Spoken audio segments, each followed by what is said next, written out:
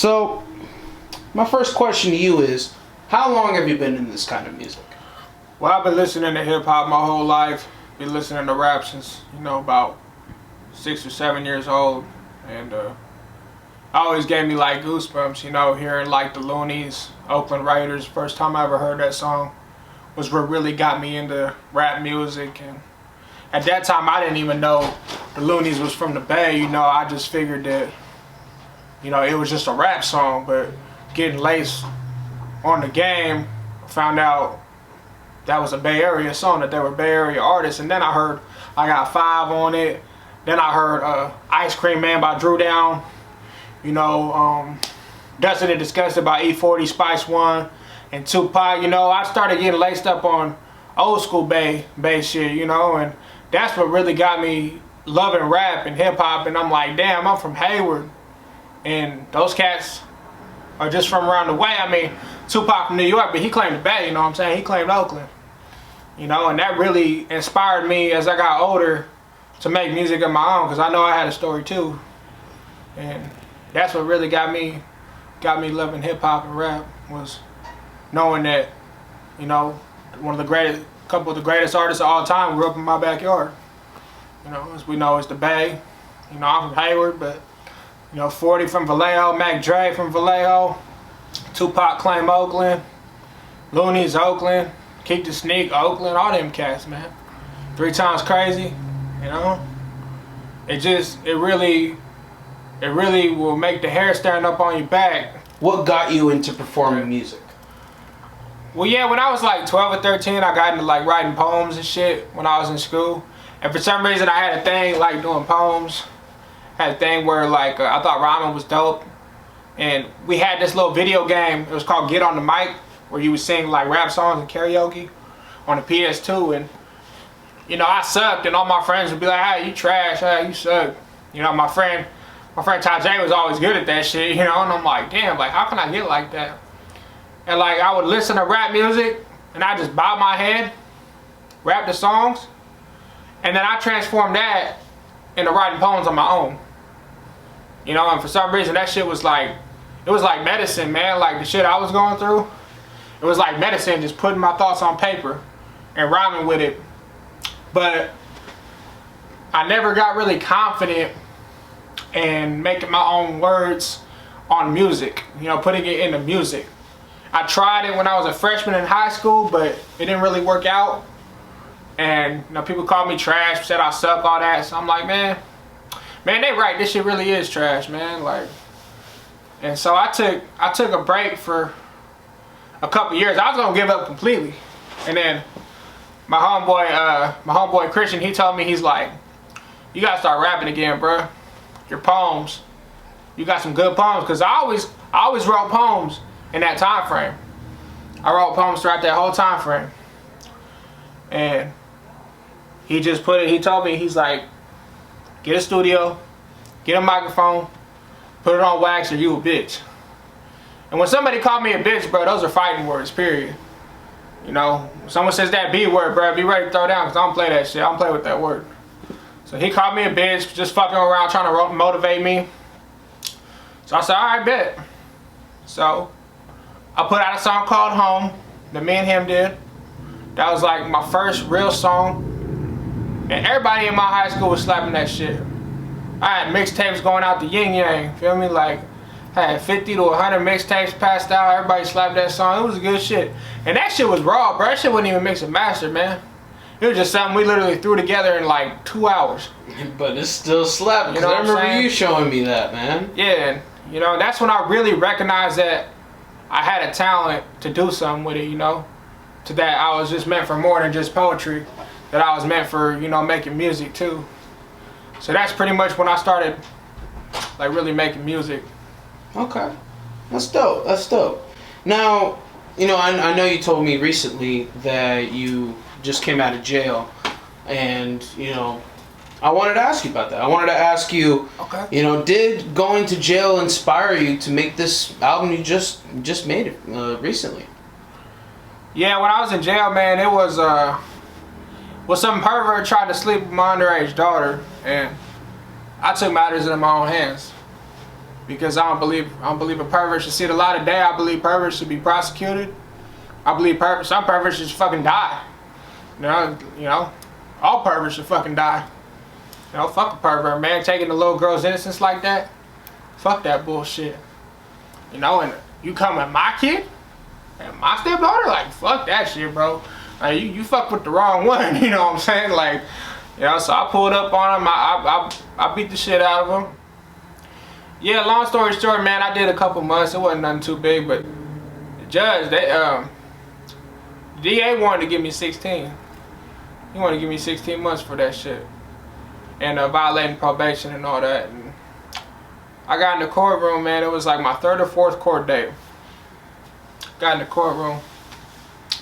Judge was like, "Is this the guy that defended his daughter and from a rapist?" And the DA was like, "Well, Your Honor, it's alleged."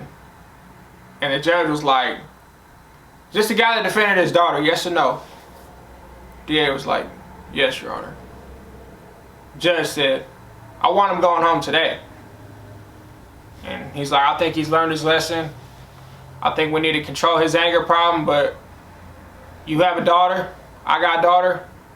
I understand why you did what you did. And I respect you as a man." The judge told me that. And I've never got along with authority my whole life. But when the judge said that, I said, "Your Honor, can I give you a hug?" And you know, the courtroom laughed and shit and said, "Well," he said, "Nah, COVID, but," he said, "I know, I'd give you one if I could." I was like, "I appreciate that beyond words, Your Honor, and I ain't gonna let you down," you know. I ain't kissing no cheeks or nothing, man, but it's like, that was my ass. That was my ass right there. He could have just sent my ass to jail or prison too, because there was prison terms on that shit. He could have sent my ass for 16 months like it was nothing. You know, but instead he fucking let me out that day, gave me time served, you know, fucking dropped one of the felonies to a misdemeanor. He did all that shit because he believed I was done wrong in the justice system. You know what I'm saying? He understood. He said the words, "I understand. I'm a father, I understand." Like, that's cool, man. Like, that's human to human shit. That ain't even no law enforcement to, you know, person type shit. That's human to human shit. Because family comes first, you know, with all things. In my opinion, if you're a real man, you're gonna put your family first. You ain't gonna let nothing get between that. I met a lot of cool cats up in there. I still put money on their books, man, because, you know, if I fuck with you at the lowest of times, you my family. You know what I'm saying? And vice versa, you know, everybody in there, they still call me, they still fuck with me tough. I still fuck with them tough. Like I said, I put money on the phone, books, whatever they need I could do on the outside, I do it. You know, because we was in hard times together. We looked out for each other. We put, you know, we gave each other food when we was hungry. We gave each other a blanket when we was cold. You know, we gave each other a soda when we was thirsty. Pork rinds, all that shit. Commissary. You know, we looked out for each other in there. So I fuck with them as much as they fuck with me. And there's nothing but love for cats in there. Cats doing time, you know, that are solid folk that ain't in a dropout or in PC, you know. Like, we was on Mainline. That's like that's the one where people, there ain't no bitches on Mainline, you know. You're a real motherfucker if you're on Mainline. You know. But, or in the shoe, you know, because shoe, they active too. But yeah, man, it was no thing though. It was only a couple months. I sat down, you know, I did my time like a man. It was nothing, you know, because there's cats looking at, you know, a year and a half in that motherfucker. You know, I was looking at a year and a half, but fuck, I only did 2 months. I'm chilling. Yeah. And when I got out of jail, I realized that life is precious, especially because I got coronavirus. Right after I got out of jail, I got COVID, and then I really realized how precious life is. You know, like, shit, you could be here one day, gone the next, man, with COVID. You know, there was motherfuckers healthy as shit, my age, dropping dead from that motherfucker. Mm-hmm. And I'm a big motherfucker, bro, and there's people skinnier than me dying of heart attacks from that shit. And when I realized that shit was going on, I'm like, shit, I'm gonna die from this motherfucker, man. And sure as shit, I had symptoms every day, bro. Every day. Coronavirus feels like that shit is trying to kill you. Well, for me at least, that's what it felt like. It felt like that shit was taking over my body, and my body was fighting that shit off, trying to kill me. It felt like I had to become like, really fight that shit. And when I got over that, and I realized I was still alive, I'm like, damn. Like, God really wants me on this motherfucking earth for something, man. God really wants me in this motherfucking position I'm in. And God gave me the talent to write these motherfucking rhymes, rap these motherfucking raps. So that's what I'm gonna motherfucking do. You know what I'm saying? That's all I have to do right now. Yeah, with this pandemic going on, man. And right when I got out of jail, bro, got COVID. Right after I got done with COVID, I went to my rhyme book. I wrote 3 songs in one night on this album. They Call Me Alza. And every song, every day I wrote a song. And when I got done writing all them songs, I recorded 2 every day. I recorded that album in a week. A fucking week, man. I recorded that album. Got it mixed and mastered in 3 or 4 days. Shit. And it's just fire. I'm not trying to toot my own horn or stroke my own cock or nothing, but that shit's fire, bro. That album is fire. That's some of my best work on that motherfucker. And we'll leave a link to his album, man. His album slaps. And I have one more question for you. What motivates you as an artist? Hate. I've been hated on since I got out the womb, man. Ever since I was 4 or 5 years old, man, they call me fat ass, fat fuck. Ain't gonna lie, that shit funny, but this shit get old after a while, man.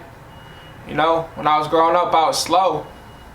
And people made fun of me because I was slow. You know, in the head, you know what I'm saying? Like, I got that ADD shit where you kind of like take time to process shit. Or sometimes you don't understand the simplest shit. You know, like tying your shoes type shit, you know? And when people realized I was good at writing, they were like, oh, no, you trash. But they knew I was good. They knew what the fuck I had in that rhyme book. And the more fans I get, the more noticed I get, the more pissed off I get because a motherfucker couldn't keep it 100 with me from the beginning and said I had bars. They just had to go ahead and shit on my fucking music. That's what gets me mad too, because I'm 100 to everybody I meet. I'm a solid cat to everybody I know. I give everybody the benefit of the doubt. But if you fucking don't give me the benefit of the doubt when I give you the benefit of the doubt, you a fake ass motherfucker. You a fake ass motherfucker. You think you fucking better than people? Like, fuck that shit, bro. I don't think I'm better than anybody. I don't think I'm better than you. I don't think I'm better than the motherfucker standing next to me. I don't think I'm better than anybody. Because I don't know what the fuck everybody been through. I know I've been through some shit. But I'm not going to sit here and say I'm better than somebody. Fuck that. Because I'm not a perfect motherfucker. Ain't nobody perfect in this fucking world, man. Ain't nobody perfect. So that pisses me off when people think that they're better than somebody. Or people think they're better than me when I've been the best person I could be to everybody I meet. I will sit there and talk to people for an hour if it's all vibes. If we ain't bullshit. I will sit with you. I will sit with a stranger in the park, have a fucking conversation about the birds and shit. If you a solid motherfucker, I'll do that. If I got the time of day to do it, if I ain't taking care of my kids, I will do that. And that pisses me off when people think they're better than other people. So that's what really fueled me with music, was people who thought they were better than me, laughing at me, talking shit. You know, because guess what, motherfucker? I'm on the up right now. And I ain't going down, so I'm in the motherfucking grave, so you might as well kill me right now. Because I ain't stopping. Period. Yeah, it's all about the hustle, man. Like, when it comes to this kind of music and even just creating anything in general, you always have to have a drive to keep on going. Because what's the point if you're going to get into music and stop halfway? Exactly. I'm 26 right now, man. If I wanted to stop, I would have stopped a long ass time ago when I started. And that was about 8 years ago. I was what? 17? 18 I started rapping? I'm 26. I ain't stopping shit. Hell no. I ain't stopping a goddamn thing. Sorry for my blasphemy. I ain't stopping shit. No, man, it's all real, man. Like, nothing's censored when it comes to life. Like, people have to know that, you know? Like, no matter what, everybody has a different story. No matter how gruesome or how fun it is, you know? Exactly, you know, and I figure I've been through enough shit in my life where people want to hear about this type of shit. People want to hear about their mama on dope. People want to hear it, because a lot of people been through that where I'm from. I'm from Hayward, man. Hayward ain't fucking Disneyland. Hayward's got some crazy shit going on. Hayward's got projects. Hayward's got dope fiends, all that shit. And there's that shit everywhere. I'm not saying it's just Hayward. It's Oakland. It's the fucking mountains. It's the fucking suburbs, bro. Beverly Hills got motherfucking dope fiends. Everywhere. And if I got some Beverly Hill motherfuckers slapping my shit and their mama was on dope, I could relate to this shit. I don't give a fuck if they driving a Bentley. If their mom was on dope, their mom was on dope. You know what I'm saying? Yeah. You could always relate to people when they got stories that somebody they love was a drug addict or alcoholic. There's always that somebody in every family that's on something. There ain't no fucking perfect ass family in the world. Name me one perfect family. One that wasn't an alcoholic, wasn't a drug addict, wasn't a crazy motherfucker, wasn't nothing. You can't. That means I got TV. Yeah, and I took it upon myself to put that in my lyrics because I couldn't hold that shit in like some people can. I don't drink my feelings away. I put that shit on paper. And that's why I know I got a story to tell. The shit I've been through, the shit that the kid next door goes through, the shit that girl growing up when no father goes through, all that shit. I know I could put that on paper and make something out of it. And put it in people's ears because that's what people want to hear. Is that real shit. Nobody want to hear that bullshit. Nobody want to hear that. I mean, some people, they want to hear it just to get away from their problems. But how are you going to grow as a person if you listen to that bullshit? You're not. You grow as a person by overcoming your fears, by getting over yourselves, getting over your problems. And how are you going to do that if you don't hear some real shit? You ain't. It's free fucking psychiatry and my motherfucking Dr. Phil, man. Straight up. On the payphone. If I had one wish, I'd be on the way home. Missing holidays, family hurt, said they hurt me while they was burping up turkey. I was in gym pop hitting burpees, staring at the ceiling. Feel like I'm doing poor, man. Man, I'm not telling you to fucking get a close up on your tits. Nice. Shit like that. You know? the deeds.